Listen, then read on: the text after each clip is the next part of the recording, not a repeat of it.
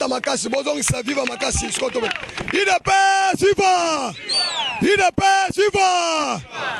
IDP suivant!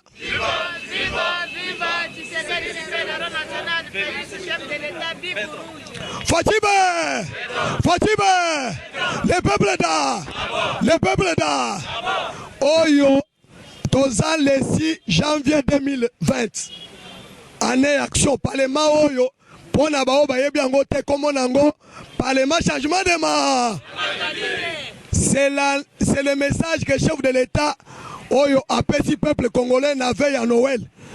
Pona Koyeb, sa peuple congolais qui est commis année à changement. Moussale Bandi na année 2020. Président de la République Azana congé. Gouvernement Azana congé. Président Chaya Koyeb Sabino. Bazo Zonga le 9. Nde Moussale Zobanda. Le chef de l'État Azalaki na Moand. A Kosala 4 jours na Moand. Yena famille na ye. Mais pendant les séjours à Moand, Boibi Moanda, Eza ville, o Eza côte à côte na océan Pacifique, il ne peut suivre. Ndeyango, Azuya qui avion lobby, à Kenaki Nangola. Pourquoi président Kenaki Nangola, Togoy Sabino? Makamoni de Kosale Manamulo, Nana Zope Sabino Kaneva. Il y a activité à chef de l'État, Oya Kosala, d'abord au mois de janvier. Ndengen de Kouti Koyeb Sabino.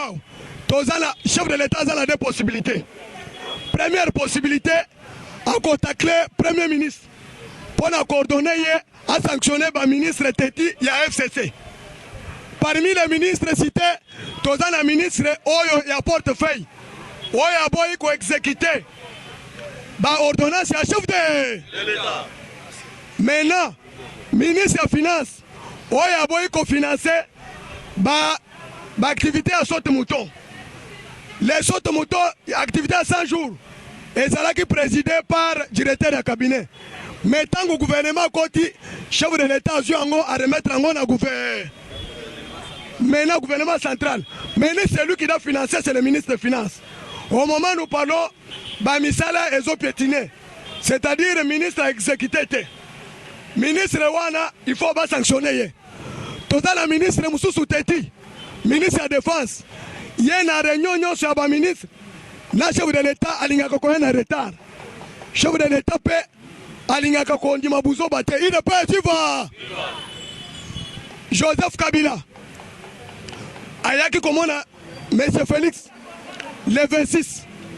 Le 26 ans. Maintenant, avant que le chef de l'État est Angola. Parce que Angola a des bases militaires.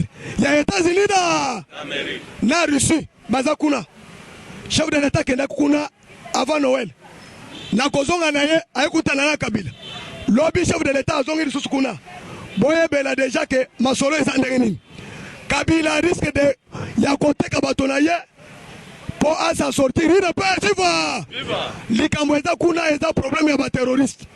Amérique a tient Moussapilkolo. Boyokaki Babomaki, chef d'état-major ya ba Hezbollah na Irak, na Bagdad, chef d'état-major na Irak. Moto Babeti Masasi, Aza général Souleymane, Aza iranien, mais Azo diriger troupes nyonso, il y a 5 troupes ya ba terroristes. Parmi eux, il y a Hezbollah. Oyo Amérique a sanctionné Awa. Oyo balobi ke bazan coalition na Joseph Kabila. Maintenant Kabila azola la tête. Kabila a commis à Zomona Pongite, Ndenge Baboumi, a moni déjà que Ndenge Félix Alobaki en action. États-Unis a bandit déjà en 2020. Ndengo Azolenga Boy. Il ne peut suivre. Maintenant, qu'est-ce qui doit se passer en politique? En politique, chef de l'État, ce qui a 5 premiers ministres, par le touchement de l'article 78, qui est sanctionné tel ministre, ce qui est premier ministre a Boy. Chef de l'État qui a démission, il y a premier ministre. Maintenant, qu'est-ce qui va se passer? Comme la FCC, il poste le premier ministre. Pour Yilungamba, Azonga, Abima, Bangoba Kota. Bako FCC qui condimate. Koto Samibeko, il y a président de la République. Maintenant, Tango Koboya, président Kosenga, il y a démission. Après démission, président Konomé informateur. Après nomination informateur, président Kolukasala. Gouvernement Moussous, à Koluka majorité, Yassika. parce que na minute oyo bato nyonso FCC bakomi divisé. Il y a un groupe oyo bakasik oyo bamoni ke awa liwana biso eza déjà peine. Les sanctionner. Nde yango bakolinga te ke bakende derrière Félix. Mais bamususu bakokende Félix ko dégager majorité. One des premières possibilités pour dissolution ça le matin. Mais pour dissolution ça le maïsa boy. Il n'a pas suivre.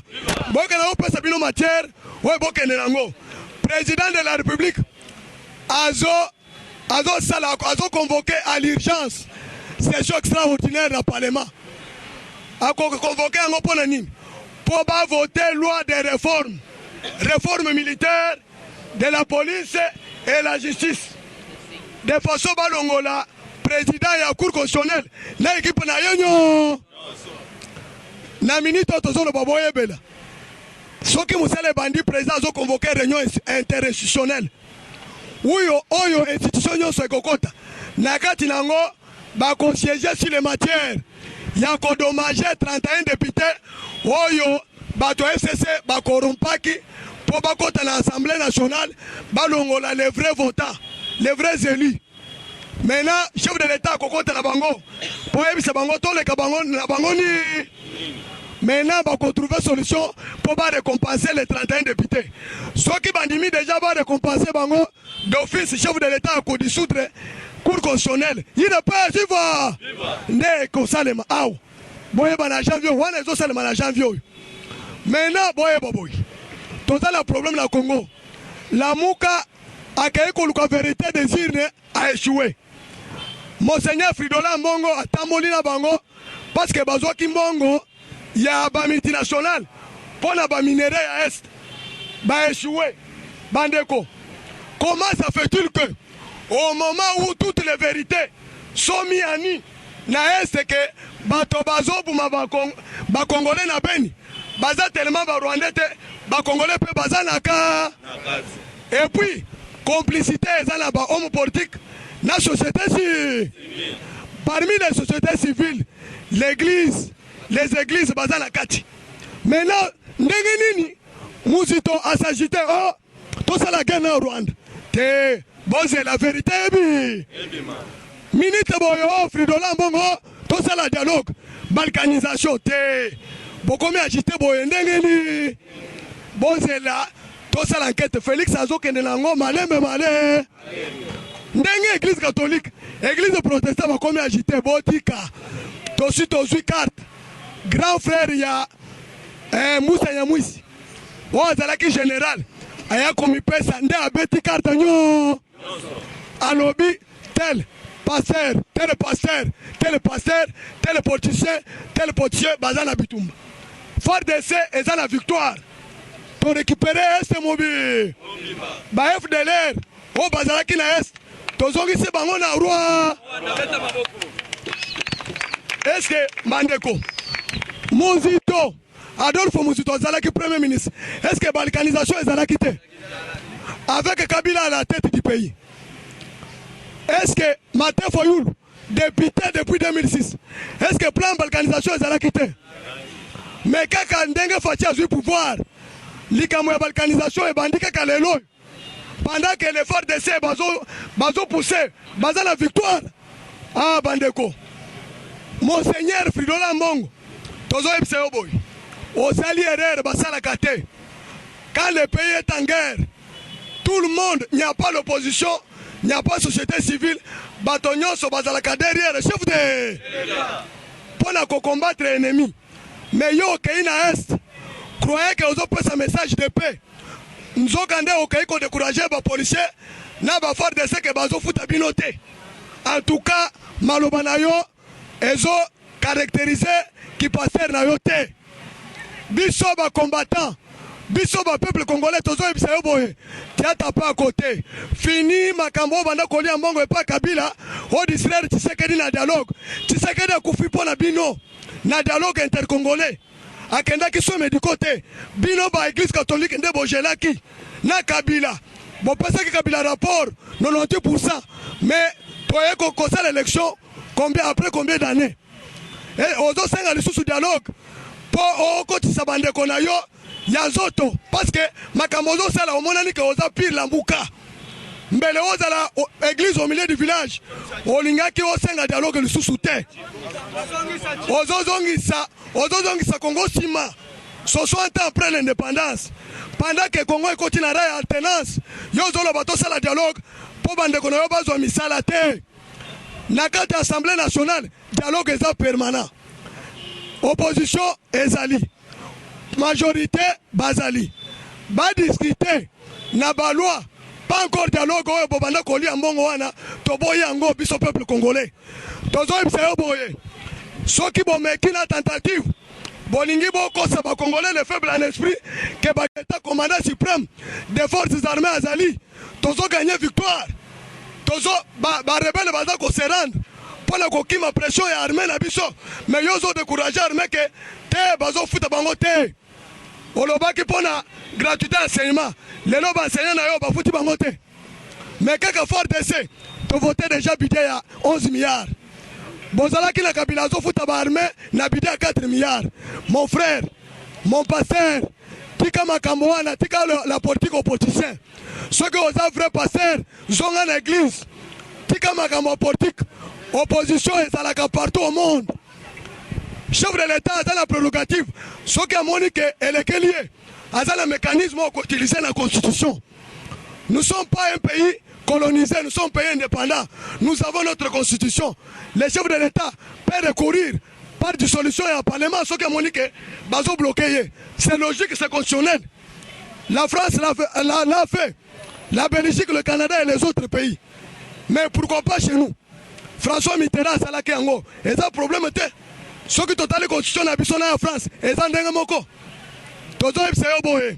Peuple congolais bolanda lukuta te dialogue kozala lisusu toboyi dialogue touti élection constitution na biso epesi 5 ans Félix aza na 5 ans oyo bacongolais bavotaki na parlement bavotaki bato ya lamuka bavotaki 15 piliers ya chef de l'état ya programme na ye ya kenkena sikoyo tozongela dialogue ya kosala nini c'est-à-dire mpona yo alternance eza te M. Fridola Mbongo.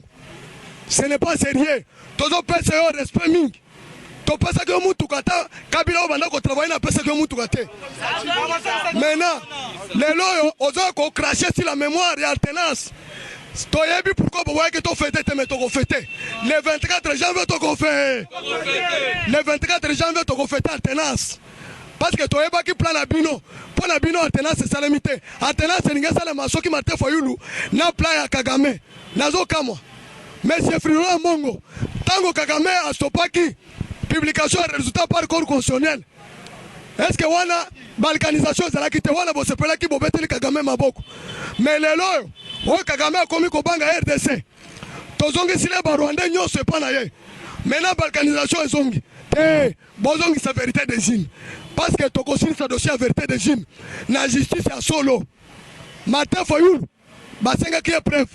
Abimakite bino bozaki na preuve na ye na 40 000 smartphones ouais ba pesa que bino pas union européenne est-ce que bo pesa que matin faut une preuve maintenant le lobo zo ko sengela ye to ça la dialogue et ko ça le matin IDP c'est un parti d'opposition qui a milité pendant 37 ans dans la non-violence ce qui IDP a eu pouvoir c'est mérité IDP a mérité le pouvoir qu'il a eu aujourd'hui c'est un long combat la longue lutte nous avons perdu beaucoup de gens.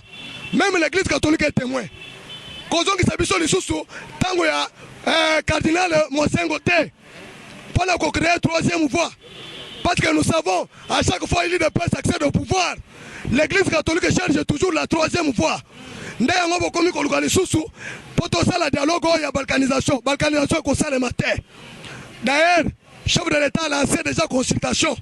Bon se consulter, tolingi totika la État fédéral. Tokosala 6 régions na kati ya Congo. État fédéral ndenge ba pena biso indépendance balobaki. Nde Félix alobi to se consulter d'ici là tozoko ki 60 ans d'anniversaire de l'indépendance. To sengi yo pasteur zonga na église tikela politique ba politicien. Félix n'est pas un petit enfant. C'est un fils d'un docteur en droit. Ayebi ko manipuler la constitution. Il va utiliser les seuls instruments. C'est le seul instrument.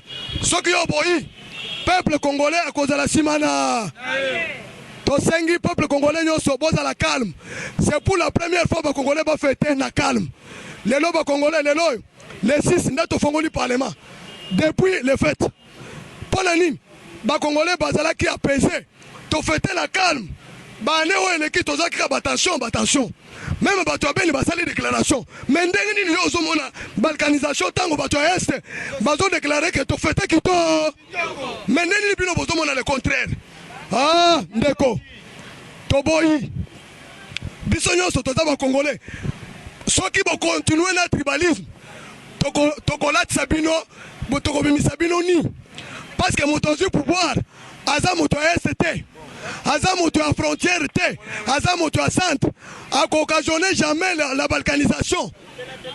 Hein, Tobo Yango, Tala Lelo, Kakabino Moko wana, Bokomi ko sala ba trouble o, wana semi pro président de la République, ngai kutu na kolobela ngote. Martin Fayulu to kendaki na élection na yin. Est-ce que alonga kibiso? Amati atamuli Congo Mubimba. Est-ce qu'il y a quelque chose? Moi, c'est le faible esprit. Botala ngote. Pouvoir, tokosala ngo 5 ans. Faut autant d'années. O tokolinga. Gratuité à Seyma Yangoy. Kimia la S pesama. Fati à s'inscrire comme chef d'état-major. En tout cas, peuple congolais, bon à la calme. Bissonio s'auto soutenir l'action à chef de. Eshima, votre magazine qui bat au rythme de l'actualité. Une réponse à vos besoins en information, un éclairage dans divers domaines. Impartial, documenté, instructif. Eshima au cœur de l'info. Retrouvez la nouvelle édition. Exclusivité. Sakumbi Molendo, le réformiste qui vient stopper l'hémorragie, suspension des fonctionnaires peu intègre, numérisation des titres fonciers et climat de confiance avec les collaborateurs, le nouveau gestionnaire des terres congolaises fixe les nouvelles règles de jeu. Focus, Lambert Mindi, Omalanga, le souverainisme comme un dogme. Redressement délaissé, Tomaluaka Losenjola, l'homme de la situation. Dossier Eshima, fini les vacances, vive les rentrées. De la politique au judiciaire, en passant par les scolaires, les derniers trimestres de l'année 2019 en RDC est décoiffant. Économie, BCC, un cadre des rétrocommissions et détournements à passer au peine fin. Découverte, Claude Ibalanki et Colomba, les coordonnateurs du MNS au centre de l'action de Félix Tshisekedi dans le Grand Lac. Les dialogues et pourparlers en RDC qu'en tire le peuple. Tubaou, la clé de la mythologie kassaïenne. Retrouvez l'intégralité du magazine Eshima dans les kiosques. Eshima Magazine, un nouveau standard d'information.